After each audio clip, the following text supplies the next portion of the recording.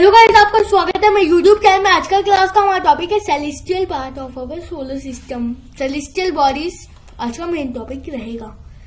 और गाइस कुछ क्वेश्चंस हमारे अर्थ से भी रिलेटेड होंगे, काफी क्वेश्चंस, लेकिन main topic celestial body. Which part of the comet is brightest? Guys आप जानते हैं कॉमेट का हेड उसका ब्राइटेस्ट पार्ट होता है, लेकिन गाइस कोमा के बाद कोमा उसका हेड होता है, हेड को उसके कोमा भी कहते हैं। तो both A and C should be the most favourable answer. Guys अगर बात करें हम कॉमेट की टेल की, तो कॉमेट की जो टेल होती है वो हमेशा सन के ऑपोजिट साइड होती है।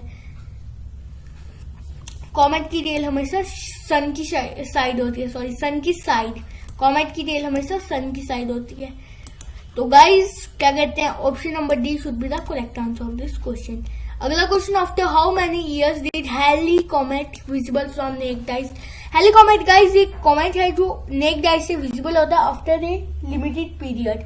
तो गाइस वो लिमिटेड पीरियड है 76 ईयर का। तो none of this should be the correct answer of this question.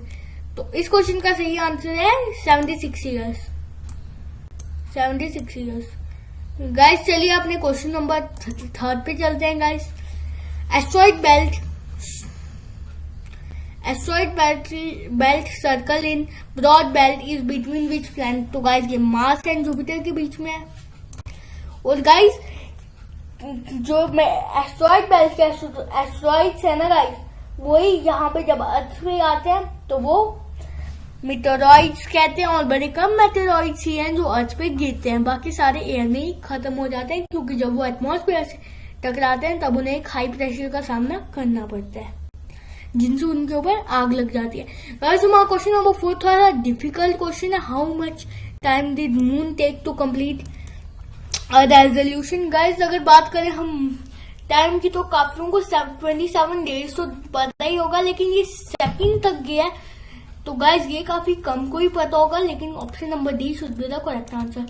27 days 7 और 43 मिनट तक तो आपको पूरा कंफर्म याद होना चाहिए, बाकी 11.47 सेकंड भी याद कर लो। How much part of moon is not visible? Guys तो इस गाइस आप जानते हैं 59% मून ही विजिबल है, तो 41% नॉट विजिबल हुआ। Meteoroids are also known as, meteoroids को हम क्या कहते हैं? गाइस मीटेरॉइड्स ही शूटिंग स्टार होते हैं। गाइस ये जो कहते हैं ना टूटता तारा गिर रहा है, वो असल में टूटता तारा कुछ नहीं होता, वो होते हैं मीटेरॉइड्स। तो गाइस हमारा क्वेश्चन नंबर 8 है, when 2 full moons occur in single month then the second moon is known as. ये तो सबसे हार्ड क्वेश्चन आ गया, लेकिन ये है मोस्ट इम्पोर्टेंट क्वेश्चन। ये एक इम्पोर्टेंट क्वेश्चन है भाई गाइस, और इस क्वेश्चन का सही आंसर है ब्लू मून। ब्लू मून कहा जाता है अगर एक ही महीने में 2 बारी फुल मून आए। Which one of the following statement is not correct? Guys कौन सी स्टेटमेंट नॉट करेक्ट है? गाइस इसकी 4 स्टेटमेंट्स है। हम स्टेटमेंट 1 से देखते हैं कि कौन सी स्टेटमेंट नॉट करेक्ट है। Statement 1, new moon is equal to no moon. New moon और नो मून एक ही बात है, तो गाइस ये स्टेटमेंट हमारी करेक्ट हो गई। वहीं पर फुल मून और कंप्लीट मून भी सेम ही होता है, तो ये स्टेटमेंट भी करेक्ट है। वहीं पे अगर हम देखें, visible surface of moon is same every day. Guys कुछ लोग इसे करेक्ट समझेंगे, लेकिन ये रॉन्ग है। ऑप्शन नंबर डी भी सही है। और गाइस जो एलिमिनेशन से नहीं करेगा वो तो सी स्टेटमेंट सही समझेगा।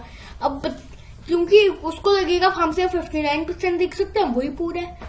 नहीं गाइस आप देख सकते हैं, कुछ दिन कंप्लीट मून होता है, कुछ दिन नहीं होता मून कंप्लीट, तो वो सेम सरफेस नहीं होती है गाइस। तो option number C should be the correct answer of this question. इस जैसे कि किसी दिन आधा मून होता है, किसी दिन फुल मून, तो वो सेम सरफेस नहीं होती है, इसलिए option number C should be the correct answer, क्योंकि इनकरेक्ट पूछी है।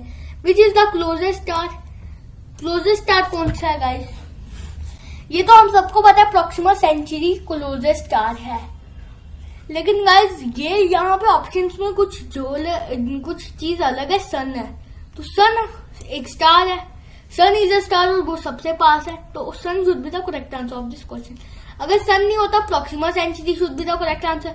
अगर हम सन को हटा दें फिर ये क्वेश्चन देखें तो इसका आंसर होगा प्रोक्सिमा सेंचुरी। और गाइस सीरियस की बात करें तो वो एक ब्राइटेस्ट स्टार है जो विजिबल है। Group of star is known age group of star किसे कहा जाता है? सोलर सिस्टम में और भी सेलेस्टियल बॉडी होती है और हर सेलेस्टियल बॉडी स्टार्स नहीं होते तो कॉन्स्टिलेशन होती है स्टार की बनी हुई। कॉन्स्टिलेशन की बात करें एग्जाम्पल है उर्सा माइनर, बिग डीपर, ये सब एक कॉन्स्टिलेशन के नाम है। When did equinox occur guys? Equinox का मतलब ही नहीं पता होगा आप आधों को। कुछ को ये पता होगा कि दिन और रात सेम कौन सी तारीख को होती है, 21 मार्च को और 23 सितंबर को। तो इक्विनॉक्स यही होता है, दिन और रात कब सेम होती है। तो गाइस इस क्वेश्चन का सही आंसर हमारा बोथ होगा क्योंकि 21 मार्च और 23 सितंबर दोनों को 12 सेम ही होती है दिन और सेम ही होती है रात। गाइस अगला क्वेश्चन है longest day in northern hemisphere. Northern hemisphere का लॉन्गेस्ट डे कौन सा है गाइस? तो गाइस इस क्वेश्चन आधे बच्चों को ये नहीं पता चलेगा कि नॉर्दर्न हेमिस्फीयर का लॉन्गेस्ट डे कौन सा है गाइस, क्योंकि कुछ कहेंगे 22 दिसंबर लेकिन नॉर्दर्न हेमिस्फीयर का 21 जून, ऑप्शन नंबर ए जो की है। वहीं पे बात करें shortest day of southern hemisphere, जब नॉर्दर्न में जो डे सबसे बड़ा है वही तो साउथर्न में छोटा होगा ना, 21 जून। वहीं पे अगर लॉन्गेस्ट डे इन साउथर्न तो वो 22 दिसंबर है और शॉर्टेस्ट डे इन नॉर्दर्न तो वो भी 22 दिसंबर है। ये याद कर लो, काफी बार ये कंफ्यूज कर देते हैं क्वेश्चंस कि शॉर्टेस्ट कौन से स्फीयर में हेमिस्फीयर में होता है। तो गाइस नॉर्दर्न में स्मॉलेस्ट होता है 22 दिसंबर और लॉन्गेस्ट होता है 21 जून। तभी मैंने दो ही ऑप्शन दिए। When did sun directly overhead the equator? Sun directly equator को कब ओवरहेड करता है गाइस? तो तब एक सीजन आता है जब सन डायरेक्टली ओवरहेड करता है इक्वेटर को। वो तारीख है 21 मार्च और 21 मार्च स्प्रिंग आता है गाइस। वहीं पे अगला क्वेश्चन हमारा When did sun directly overhead Tropic of Cancer? कब करता है गाइस? तो गाइस अगर हम बात करें ट्रॉपिक ऑफ कैंसर की तो वो 21 जून को करते हैं, ऑप्शन नंबर बी। और गाइस 21 जून के बाद जो नॉर्दर्न टेम्परेट जोन है वहां पे समर शुरू हो जाता है। वहीं पे बात करें क्वेश्चन नंबर 19 की when did sun directly overhead the tropic of Capricorn? Tropic of Capricorn को वो 22 दिसंबर में करता है जिससे विंटर आती है, विंटर। वहीं पे question number 20 guys Which is the only satellite having the same atmosphere like Earth? Guys ये एक ही सैटेलाइट है जिसके पास अर्थ की तरह सेम